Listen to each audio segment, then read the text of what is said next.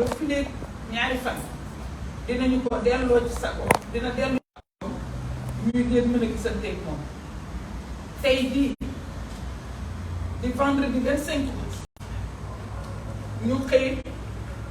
dem service réanimation boobu fekk fa Ousmane Sonko tey nag moom gis nañu ko waaye bu nu sañoon de bu nu xamoon ne noonu lañ koy fekkee ñu def nañ ñu defoon àll na ndax Ousmane Sonko bee ñu gis Ousmane Sonko ñu xàmmeewuñ ko waaye moom it xàmmeewuñ Ousmane Sonko bu sonn Ousmane Sonko bi nga xam ne waaye ñu jàmbaare jooju nga xam ne bëggul ku ko yërëm ñu fekk ko mu nekk ci beneen état boo xam ne xàmmeewul dara ba yegg na ci ñun ñi ci suñu bopp mënuñu ko woon a jox sax yóbbanteem bi nga xam ne sëriñam bu baax bi moom la ko jox bi ñu ñëwee ñu xamal ñu ni mënul dara ñu nga tëdd ñu door a wëlbatiku daal di ñëw bi ñu ñëwee nag suñu xol neexul ga te na ngeen ñu jéggal ci liñ leen guddee woo waaye loolu ñu gis tey ci suba mënuñu ko wën a tëddaal dañu am obligation informer l'opinion interpeller une fois de plus les autorités du Sénégal wax leen ni bakkan kenn du ko foye bakkan lu muy jaay la Ousmane Sonko su fekkoon ne dañ ne dafay user de son droit constitutionnel de son droit de résistance ba def grève de la faim léegi nekkatul résistance nekkatul grève de la faim c'est sa vie qui est en jeu c'est sa vie mooy environnement carcéral mënut génne te loolu na ku nekk jël ay responsabilité mais Ousmane Sonko mii ñu gis tey ci suba te service de réanimation mënatu la nekk ci environnement carcéral loolu nag kenn mënu ko tëddaale loolu kenn mënu ko toogaale bëggatuñu dara ci àddina ndax tey jii ku jur doom rek xam nga ne lee metti kuy bàyyi doom rek xam nga ne loolu metti xol bu metti nag la ñu ñibbi si waale moom la ñu bëgg a bokk ak opinion bi nationale et internationale pour interpeller ñëpp interpeller les consciences mais interpeller tam kenn ku nekk ci sa responsabilité pour wax ni loo xam ne bakkan daf ci nekk en jeu loolu dafa jar a reconsidérer lii dara jaru ko defuñu dara nag pour yombalal ko ndax ci biir li mu nekk ci lañu di suudul parti mu nekk lu diis ci biir li mu nekk ci lañ koy menacé loolu yegg buñ ci ndax xëy na partie civile procès dina am pour que kenn di constitué wu te bu boobaa ci la ñuy xam kanay kan ci la responsabilité yi di situé wu ñu ngi leen di gërëm di leen sant encore une fois may gërëm doyen Habib boobu ba léegi toogul noppaluwul waa Yewwi Askan Wi kenn ku ci nekk leader yëpp ñi toog fii ak ñi fi toogul kenn ku nekk loo xam yaa ngi ciy dugg loo mën yaa ngi koy def ñun dañu nekk di wax ci seen tur rek waaye ñu ngi gërëm ñëpp ñu ngi sant ñëpp yéen itam ñu ngi leen di gërëm waa presse bi yëpp ñu ngi leen di sant jërëjëf.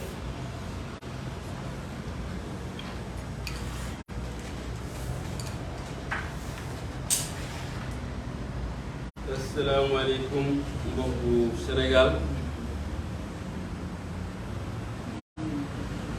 ñu ngi yëkkati kàddu boo xam ne gi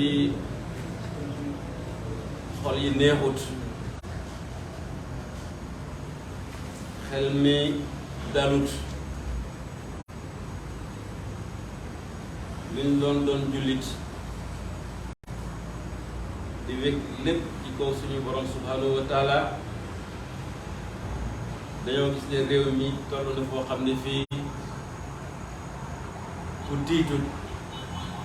ku jàqut doon nit ci loolu lay sukkandiku di gërëm bu baax boo xam ne xam nañ fu mu dem tàmbali waane xamuñ fu mu yem le khalife général des Mourides Serigne Mountakha Mbacké yàlla ko yàlla dolli wér yàlla ko fi yàlla gën a yàggal taxawaay bi mu taxaw taxawal ko diine l'islam, taxawal ko famille religieuse yëpp ak chef religieux yi mat na sëkk. moo tax ñu war a xam ne ci réew mii di Sénégal amuñ lu ëpp suñu kilifa diine yi. fu ñu toll dañ leen di war a ñaanal, dañ leen di war a ñoŋal, ndaxte lii nga xam ne moo dal ci Ousmane Sonko damay wax toujours ne dalu politique Sénégal li ci ëpp yàlla mi ngi ko wékk Ousmane Sonko, ndaxte bu yëngatoo réew yépp yëngatu. kooku nag mat xel mu mat ak mat kilifa moo koy xam ba war a taxaw yenn taxawaay te réew mi yëpp la ko sëriñ bi taxaw. soxna Ayda wax na lépp, moom moo ñu ubbil bunt yi ñu àgg fa wax ak sëriñ bi bañ génnee am na loo xam ne wax nañ ko ak yéen journalistes yi yéen tasaare ko Sénégal yëpp jot ci. la nga xam ne nag moom lañu suñuy kilifa yónni woon muy xalif général des Mourides ñu war koo jëmale ci suñu frère le président Ousmane Sonko ñu nit lañ ko waroon def yëpp def nañ li soxna ay day wax léegi. ba ñu génnee ci hôpital ba moom woote na Touba rendre compte li nga xam ne moom la ñu def fa la ñu toll, parce que kilifa bu la yónnee bala ngaa wax ak kenn lam la yónni naa ci noppam ba pare nga am ci ndigal. moo tax tey ñu sañ a toog fii di wax. Ousmane Sonko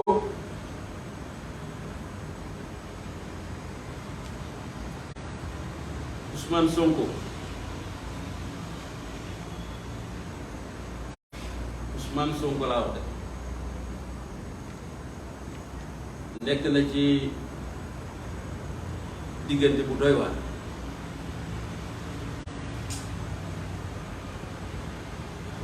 boo xam ne bii sax nekkul a nett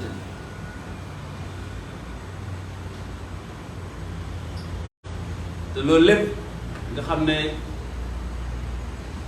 tey jaral na ko mu sacrifier bakkanam Sénégal moo ko jaral, moo tax mu def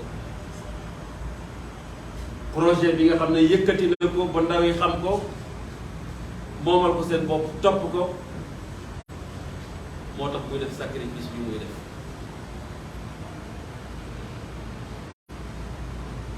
nit ñi dañuy wax mais li mu def c'est un acte héroïque, mooy se faire violence soi-même pour loo xam ne da nga ko gëm di ko défendre ànd ko askan wi ba tey mu nekk ci loo xam ne lii léegi mu nekk ci diggante dund ak dee.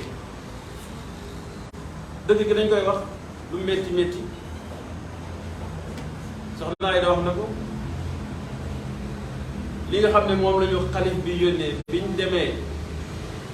xanaa bala ngay jox nit ki mu mën laa xàmmee sax xam ni ngay dox lan la, mais dafa nekk ci situation critique fu ñu ko nett rek weesu na ko.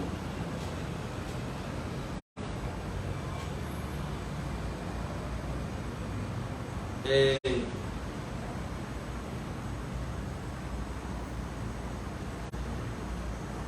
c'est même pas, c'est très dur, c'est très difficile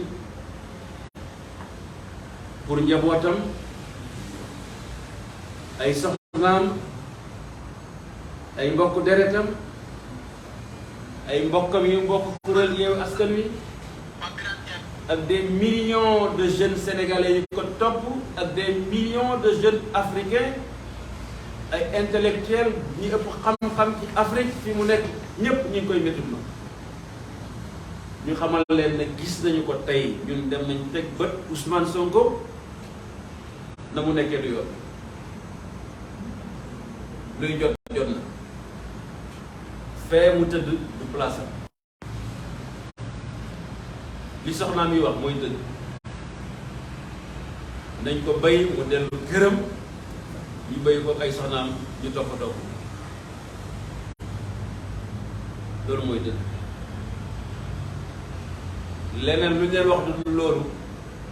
on vous raconte des histoires et tout peut arriver lépp mën naa ñëw fi ñu nekk tout moi je n'explique rien lui l'état bi nga xam ne moom laa ko fekkee bakkan yàllaa ko yore dëgg la mais dañuy jort te lii mën nañ cee bañ a àgg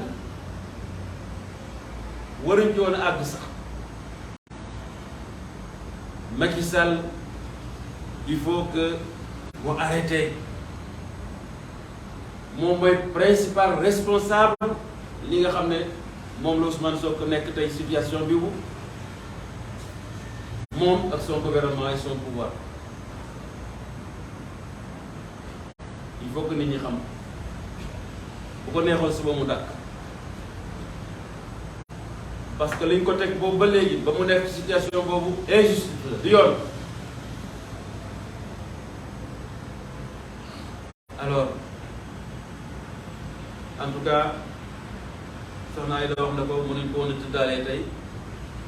moo tax lu mu guddi guddi ñu ne dañ leen woo wax leen ko bu ngeen xamal ko Sénégal xamal ko àdduna bi. Je voudrais profiter de l'occasion pour m'adresser encore à la communauté internationale. Je n'irai pas jusqu'à les accuser, mais quand même, je suis obligé de transmettre le message de Yewwi Askan Wi à cette communauté internationale. C'est comme si elle se désintéressait de la situation d'Ousmane Sonko et des droits de l'homme au Sénégal. Parce que c'est une atteinte manifeste à des droits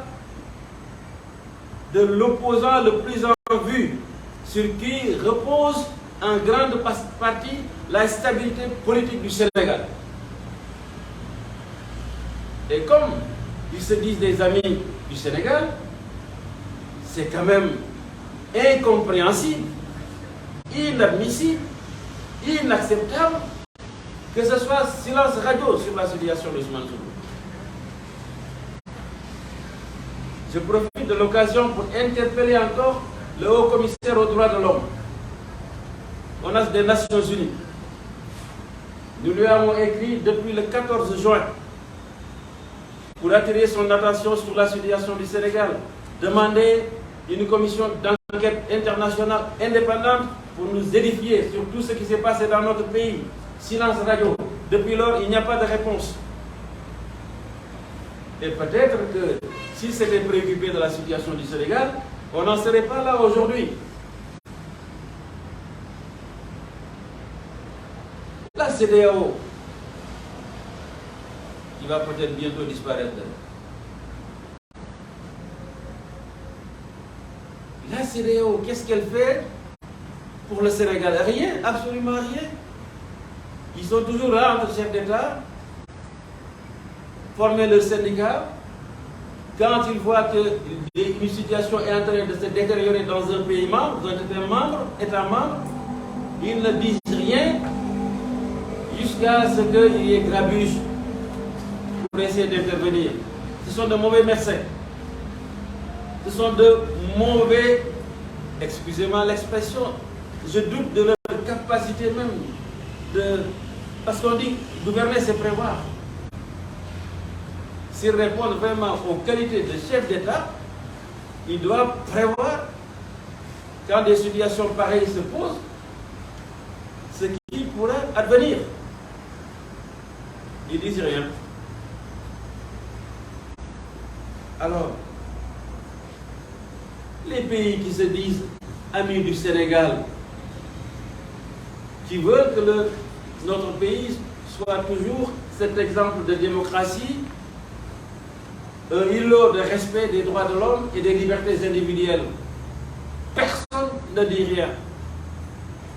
Il n'y a que quelques organisations non gouvernementales qui agissent. C'est injuste. Et je voudrais aujourd'hui leur lancer un appel solennel pour qu'ils s'intéressent davantage de la situation du Sénégal et essayer de voir comment trouver une solution, parce que Ousmane Sonko aujourd'hui est dans un état critique et c'est le principal opposant du Sénégal. On ne doit pas le traiter ainsi. On ne doit pas fermer les yeux. On ne doit pas garder le silence, parce qu'il y va de l'avenir de notre pays. Il y va de l'avenir de millions de jeunes qui croient en son projet. Et d'ailleurs, vous le constatez, depuis qu'on l'a mis en prison, il y a eu tellement de désespérance que parmi les jeunes qui partent avec ces bateaux et qui sont en train de mourir dans la mer, nombreux sont ceux qui comptaient et avaient espoir sur ce projet d'Ousmane Sonko. Ça influe sur l'immigration irrégulière. Alors, une situation de cette nature ne doit laisser personne indifférente. En tout cas, j'ose croire, après cette intervention du khalife général des Mourides, à qui nous rendons un vibrant hommage, un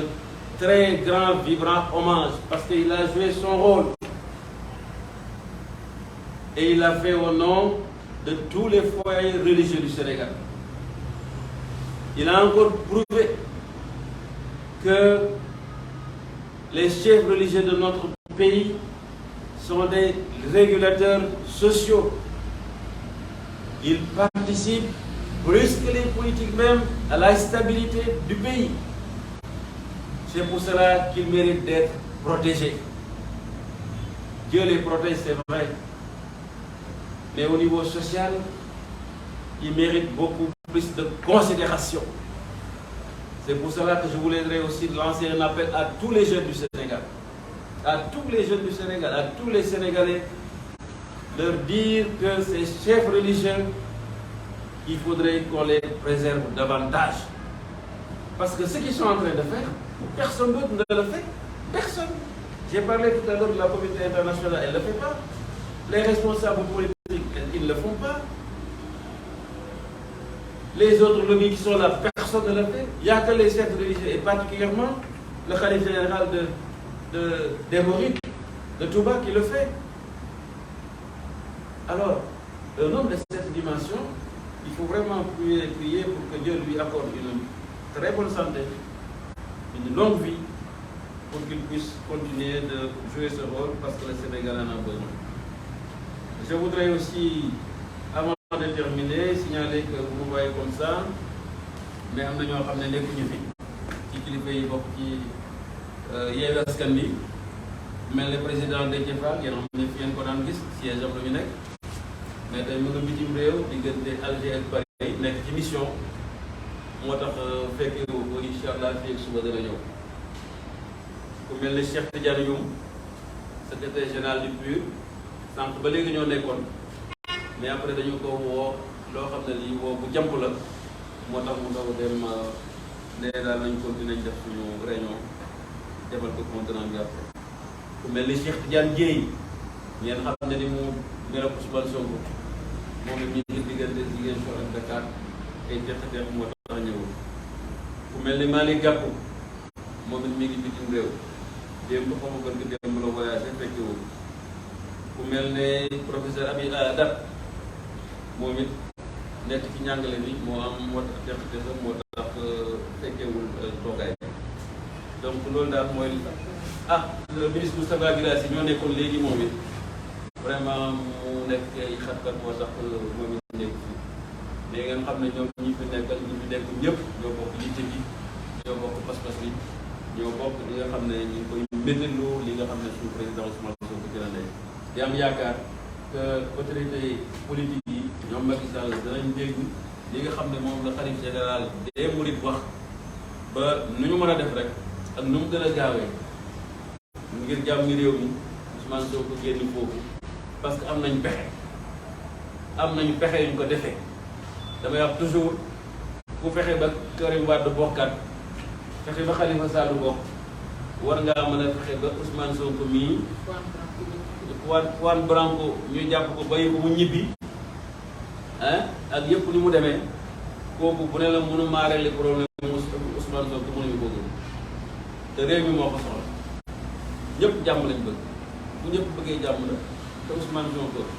lu wér lu bëri ci jàmm réew mi wér ci loolu sax boo ko ñu régler situation loolu daal mi ñooy li nga xam ne bëggoon nañ leen koy wax di leen sant di leen gërëm jërë ngeen jëf